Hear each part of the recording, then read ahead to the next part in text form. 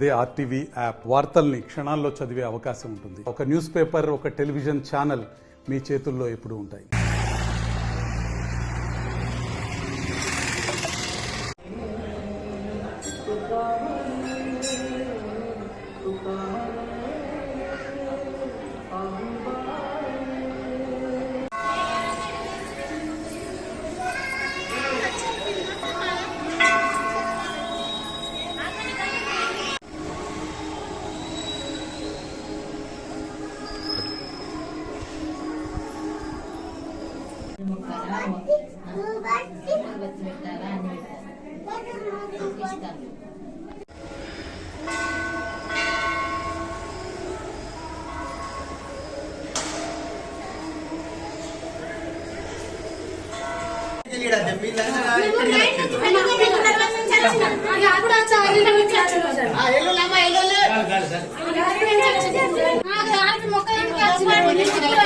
కానేమ్మా కానీ ఎంతసేపు ఆయా ఎన్నుకున్న మొక్కలంతా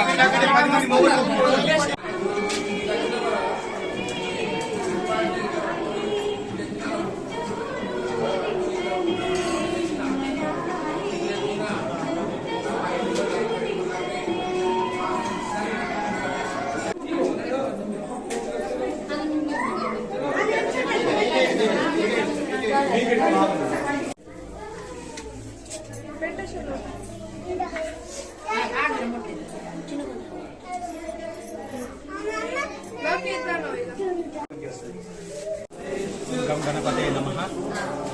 ఈ యొక్క ఇక్కడ కుబేరు గ్రామంలో గల విఠలేశ్వర ఆలయంలో ప్రతి సంవత్సరం లాగానే ఈ సంవత్సరం కూడా ఈ యొక్క తొలి ఏకాదశి అనగా శయన ఏకాదశి రోజు స్వామివారికి ముందుగా ఈరోజు గణపతి పూజ, ఆ తర్వాత స్వామివారికి విశేష అభిషేకము, ఆ తర్వాత ఆరతి నిర్వహించబడుతుంది.